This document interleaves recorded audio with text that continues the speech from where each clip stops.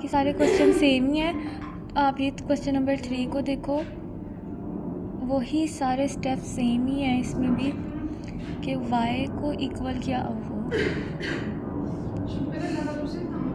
एक सेकेंड, मेरे हवाले उधर क्या था। Okay, y is equal to 3t plus 2 का -2। ठीक हो गया। अब पता है डिफ्रेंशिएट करना है हम।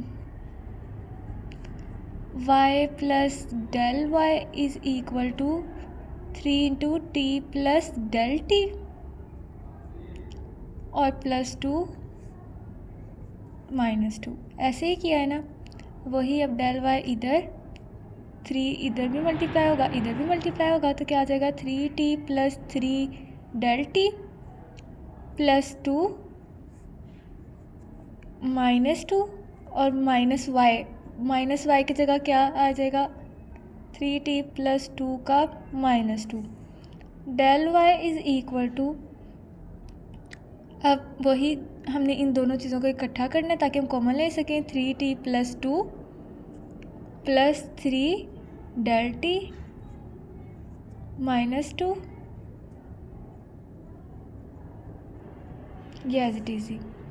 अब मैं कॉमन ले रही हूँ 3t प्लस 2 को, ये मैंने कॉमन लिया, तो यहाँ पे क्या चीज़ आ जाएगी, इस सारे को कॉमन लिया तो इसकी जगह 1 plus 3 del T as it is ही, जो कॉमन लिया है उसके वो यहाँ पे डिवाइड हो जाएगा। ठीक है, और यहाँ पे होल की पावर क्या आ जाएगी -2, और ये फिर से एज इट इज़ ही। ठीक है, अब मैं होल वाली इक्वेशन में से 3t प्लस 2 लूँगी। 3t प्लस 2 -2 कॉमन लिया, -2 लेना है। जब मैंने ये सारा कॉमन लिया, अच्छा इस सारी इक्वेशन में से, तो क्या बच जाएगा, इस वाली सारी में से ये चीज़ कॉमन गई तो ये एज इट इज़ ही आ जाएगी 1 + 3 del T over 3t plus 2 -2, और माइनस ये सारा बाहर चला गया तो -1। जस्ट ये चीज़ हर एक में सेम ऐसा होना है। अब मैंने क्या करना है, अप्लाई करना है बायनोमियल थ्योरम।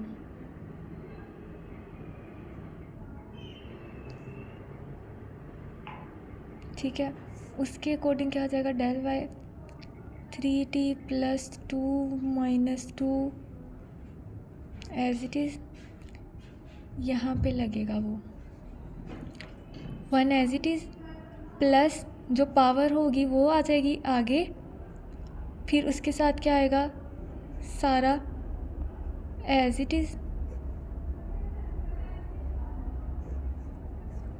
ठीक है, फिर नेक्स्ट में क्या होगा, जो ये चीज़ होगी उसमें से माइनस करना है 1 को,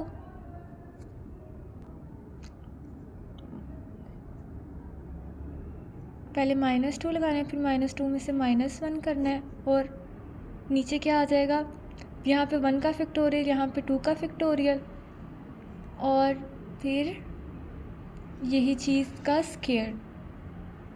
ठीक है,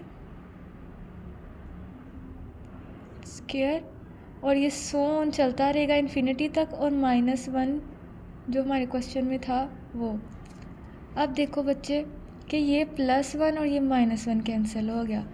ठीक है, ये हमारे पास हो गया 3t प्लस 2 -2। अब हम लोग क्या कर सकते हैं कि ये 3 डेल टी 3t प्लस 2 ये जो बार बार आया जा रहा है, इसको मैं कॉमन ले सकती हूँ ना। 3 डेल टी 3t प्लस 2 मैंने कॉमन ले लिया, अंदर मेरे पास क्या बचेगा, -2 प्लस माइनस माइनस का 2, ये चीज़ बाहर चलेगी तो ख़त्म हो जाएगी, और यहाँ पे -2 -3 माइनस माइनस प्लस और माइनस का 3 2 का फैक्टोरियल, और यहाँ पे स्क्वायर है ना, एक बाहर चले गया तो अकेला ये आ जाएगा। ठीक है, जैसे हमने पीछे किया बिल्कुल सारा वैसे, और सो ऑन। अब हमने क्या करना है जी, डिवाइड बाय डेल टी, ठीक है, एंड अप्लाई लिमिट, और लिमिट अप्लाई कर देनी है। ठीक है, लिमिट वो क्या है जी, del Y by del X और limit del X approaches to 0, okay, equals to, अब देखो यहाँ पे क्या होगा, 3t प्लस 2, ये -2 था। ठीक है, और ये क्या है जी, 3t प्लस 2। अब देखो ये 3t प्लस 2 है तो ये ऊपर जाएगा तब जब, तो ये -1 हो जाएगा ना। ज़ाहिर सी बात है, एक चीज़ को जब डिवीजन में से हम ऊपर लेकर जाते हैं, मल्टीप्लाई कराते हैं, तो वो माइनस हो जाती है ना, क्योंकि ये अब कट नहीं सकता क्योंकि यहाँ माइनस है। ठीक है, 3 del t divided by del t, जो ये वाला था। ठीक है, और आगे -2 रह जाएगा, और लिमिट अप्लाई करने के बाद ये चीज़ डेल टी 0 हो जाएगी, क्योंकि डेल टी अप्रोचेस टू 0 है। सॉरी, यहाँ डेल टी आएगा, डेल टी अप्रोच करिए 0 को, तो ये सारी टर्म 0 हो जाएगी। ठीक है, अब हमारे पास आगे क्या आ जाएगा, ये D Y by D T हो जाएगा, D Y by D T हो जाएगा, और ये क्या हो जाएगा, 3t plus 2 plus plus minus minus plus, और बड़ी रकम के साथ जो होता है वो वाला साइन -3, और ये हमारे पास क्या बन जाएगा, डेल टी से डेल टी कैंसिल हो जाएगा, 3 अकेला, और -2 जब उसके साथ आएगा -6, तो इससे आना है -6, 3t प्लस 2 की पावर -3।